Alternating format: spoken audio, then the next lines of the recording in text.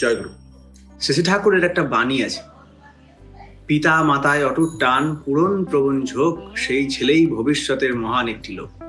এরকম আরো বাণী আছে, মাতৃভক্তি অটুট যত, সেই ছেলেই হয় কৃতি তত।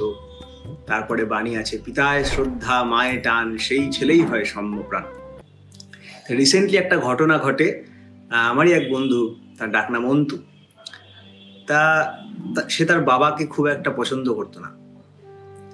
তার বাবাকে খুব একটা পছন্দ করতো না, নানান দোষ, নানান প্রবলেম, সেসবের জন্য সে তার বাবাকে খুবই হ্যাটা করে চলতো।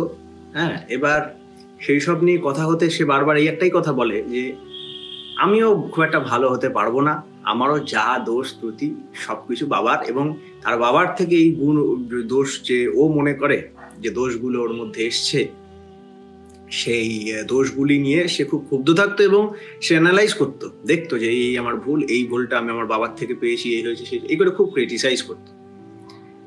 সবকিছু বাবার মধ্যে থেকে বাজে কিছু হলেই ওরকম করে বলতো এবং বাবাকেও অশ্রদ্ধা করতো। বাবার সাথে রিলেশনটা খুব একটা ভালো ছিল না।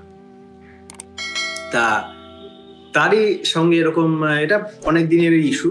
তাই এরকম হতে হতে একদিন এরকম হলো, তার বাবা গত হন, এবং গত হওয়ার পর তার বাড়ির সমস্ত সম্পত্তি, তার বাবা খুব ড্রিঙ্ক ইত্যাদি করতেন, তার বাড়ির সমস্ত সম্পত্তির তো তার উত্তরাধিকারী সেই অন্তুই হয়ে যায়। তার থাকাকালীন ওকে আগেও অনেক বলা হয়েছিল যে এরকম ঠাকুরের আলোকে ব্যাখ্যা করা হয়েছিল এরম এরম এরম এরম ব্যাপার। তা এরকম করার পর, বলার পর এখন তার বাবা চলে যায়, তারও ক্ষোভ যেরকম সামান্য হয়েছে, খুব একটা অতটা দেখানো যায় তার সে টান, সে ব্যথাটাও সে ব্যক্ত করতে পারলো না। তা এইগুলো চলাকালীন তারপরে ওর বাড়ির সম্পত্তি সমস্ত দিয়ে গেল। একদিন বাড়ি থেকে ঘেটে খুঁজে একবার এরকম একটা লকারের মধ্যে খুলে দেখলো এত সোনা টোনা রাখা আছে, সোনা গয়না আরো জিনিসপত্র রাখা আছে। তো যে ও ভাবছিল যে ওর জন্য কোনো অ্যাসেট কিচ্ছু বাবা করেনি, সবকিছু জুয়া খেলে আর ড্রিঙ্ক করে উড়িয়ে দিয়েছিল, সে কিন্তু তার ছেলের জন্য কিছু একটা রেখে গেছে। সে একটু কাঁদতেই অনেকটা এসে বললো, এসে ব্যক্ত করলো এরম এরম ব্যাপার ভাই, এরম হয়েছে করে। তাও বললো ঠিক আছে, এগুলো যেমন দিয়ে গেছে আমি বলছি না, তারই আগের দিনই ওর সাথে কথা হচ্ছিল যে ভালোগুলোও তো তুমি তোমার বাবার থেকে পেয়েছো। তো সে বলছে যে বারণ করেছো। আমি ভেবেছিলাম, বা কথা হয়েছিল যে দেখো, খোঁজো, তুমি ভালো করে অ্যানালাইজ করো, ভুলগুলোকে যেভাবে বার করতে পারছি ভালোগুলোকেও সেভাবে বার করতে পারবো নিশ্চয়ই। তো পরের দিনই এরকম পাওয়া গেল, তার বাড়িতে এত টাকা পয়সা ইত্যাদি। সে এসে বলে এরকম দিয়ে গেছে।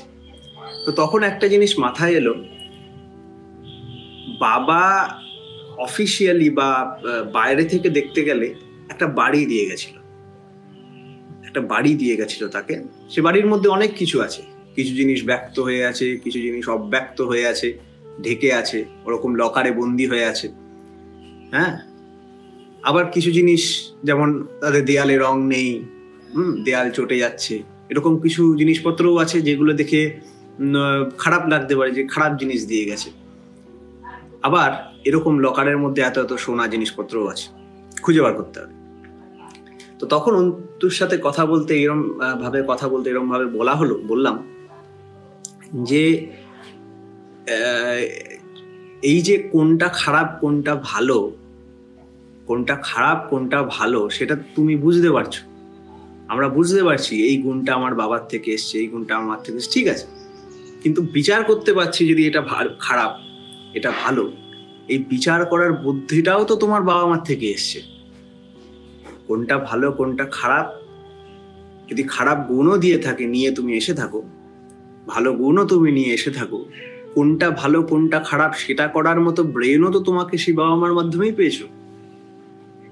তারা তোমায় বলুক না বলুক, তারা নিজে জানুক না জানুক, ওই অব্যক্ত ভিতরে লকারবন্দি আকারে এরকম কত বৈশিষ্ট্য ডমিনেন্ট অ্যান্ড রিসেসিভ জিনের মাধ্যমে আমাদের কাছে এসে থাকে। শশী ঠাকুর বলেন, পূর্বপুরুষ চেতন ধারা ধর্মে যদি ছাড়তে হয়, জোর গলাতে বলছি আমি নিছক সেটা ধর্ম নয়। এই যে চেতন ধারার মধ্যে যে কত কিছু লুক্কায়িত হয়ে আছে, কত কিছু, কিভাবে ঠাকুর বলেন immortal necklace of germ sales, এরকম অনন্ত ইমমর্টাল নেকলেসের মধ্যে কোন পুঁথিতে কি সিক্রেট লুকিয়ে আছে, কি গুণ লুকিয়ে আছে আমরা বুঝতে পারি না। ঠিক মতো চাবি দিয়ে ওই লকারে ঠিক মতো ট্যাকেল পড়লেই আমাদের মধ্যে ফুটে বেরোয়। আর এই ট্যাকেলটাই, ঠক্করটা যিনি দেন তিনি হচ্ছেন পুরুষোত্তম। অনেক কারণে ঠক্কর লাগতে পারে, পারিপার্শ্বিক দিয়ে ঠক্কর লাগতে পারে, অনেকভাবে ঠক্কর লাগতে পারে, যেমন আমরা অনেক জায়গা থেকে জানতে পারি, সবকিছুর থেকে জানতে পারি, কিন্তু এই জানাটা যেখানে সংগতিপূর্ণভাবে সম্যকভাবে আমরা পাই, সেটা তারই হয় যার কমপ্লিট মাস্টারি আছে, যার ভিতর বাইরে সবকিছু মিলে একটা সম্যক জ্ঞানে একটা রূপ আকার নিয়েছে। সেরকম মানুষের কাছে আমরা এসে সেগুলো জানতে পারি। সেরকম একজন মানুষ পুরুষোত্তম। আমরা সবকিছুর থেকে জানতে শিখতে পারি, কিন্তু একটা বইতে সেটা অর্গানাইজড ওয়েতে থাকে, একটা মানুষে সেটা অর্গানাইজড ওয়েতে থাকে। তাই তার কাছে, টিচারের কাছে গিয়েও আমাদের শিখতে হয়।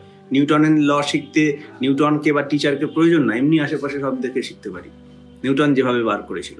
কিন্তু আমাদের একটা আচার্য দরকার, একটা জায়গা দরকার যেখানে ওই গুণগুলো মূর্ত হয়েছে। তেমনই আমাদের ভিতরে বাইরে সবকিছু গুণ, সবকিছু মিলে একটা সম্যক যে রূপ, তার সঙ্গতিপূর্ণ আকার হচ্ছে পুরুষোত্তম। তো এই নিয়ে নানান কথা হলো, হয়ে তার দেখা গেল পিতার প্রতি শ্রদ্ধাটা বাড়লো। এই ঘটনাটার কনটেক্সট মনে পড়ে যে আজ থেকে অনেকদিন আগে আমি, অর্কদা, আমরা মিলে কলকাতায় পূজনীয় বুদ্ধ দাদুর বাড়িতে গেছিলাম। এরকম অনেক কিছু কথা ছিল যে আমি যদি গুণ, এই নোংরা, এগুলো নিয়ে আমরা যদি পেয়ে থাকি বাবা মার থেকে, তখন তিনি এই অ্যান্সারটা দিয়েছিলেন যে তাহলে এই কোনটা ঠিক কোনটা ভুল সেটা বোঝার বুদ্ধিটাও তো আমি বাবা মার থেকেই পেয়েছি, আর কোনটা ঠিক কোনটা ভুল সেটা নির্ধারণ করার যে ইনফরমেশন, নলেজ, সেটা তো আমরা ঠাকুরের কাছ থেকে পাই। তাই নলেজটা ঠাকুরের কাছ থেকে পাই, অ্যাপ্লাই করার যে মেশিন সেটা বাবা মার কাছ থেকে পাই। আর এই পুরো ব্যাপারটাকে এক জায়গায় প্রেজেন্ট করে দেওয়ার জন্য আমরা একটা সঙ্গ করি, ভক্ত সঙ্গ, ইষ্টবাহী সঙ্গ বা সৎসঙ্গ করি, যেখানে মানুষের এক নিষ্ঠার উপর পোষণ দেওয়া হয়। যেমন দাদুর কাছে গিয়ে আমরা জানতে পারলাম, অন্তু আমাদের কাছে গল্প করতে করতে জানতে পারলো, তাই না? তাই শ্রী শ্রী ঠাকুর এই কথাটাও বলছেন যে সৎসঙ্গ তাকেই বলে নিষ্ঠা যাতে উতল চলে, আনুগত্য কৃতি আনে এমন তরই শিষ্ট তালে, তাই না? তেমনই মাতৃদেব ভব, পিতৃদেব ভব, আচার্য দেব ভব, অতিথি দেব ভব। মাতৃদেবী পিতৃদেবের পূজা, এইভাবে তাদের মধ্যে এই কৃতজ্ঞতা, তাদের প্রতি কৃতজ্ঞতা আমাদের সবসময় যেন সার্থক করে রাখে ইষ্টের চলনে। আর সেটা আরো সার্থক আচার্য দেব ভবর মধ্যে। আর এই পুরো তিনটে জিনিস সলিডিফাইড হয় যখন আমরা অতিথি দেব ভবর মধ্যে দিয়ে যাই। তাই আশা করি আপনাদের এই ভিডিওটা ভালো লাগলো। মনে হলো এটা আপনাদের সাথে শেয়ার করা দরকার। চিন্তা নেই, যার ঘটনা বলছি তারও পারমিশন নেওয়া আছে। আর আশা করি আপনাদের ভিডিও ভালো লাগলো। Master within channel, master within Bengali চ্যানেলটাকে আপনি সাবস্ক্রাইব করবেন, মাস্টার উইদিন বেঙ্গলির ইউটিউব ফেসবুক পেজটাকে আপনারা ফলো করবেন, আর এই ভিডিওটা আরো মানুষের কাছে শেয়ার করে দেবেন। শ্রী শ্রী ঠাকুর একজন যে নরবিগ্রহ, যা যা সব গল্প বলছি, ঘটনা বলছি, এগুলোর মূর্ত প্রতীক তিনি। তার লাইফ দেখলে আমরা বোঝা যায় যে কাকে বলে আচরণ করা, কাকে বলে আনন্দ দেওয়া ও নেওয়া, কাকে বলে মা বাবার প্রতি শ্রদ্ধা, তাকে দেখে আমরা বুঝতে পারি। বন্দে পুরুষোত্তম।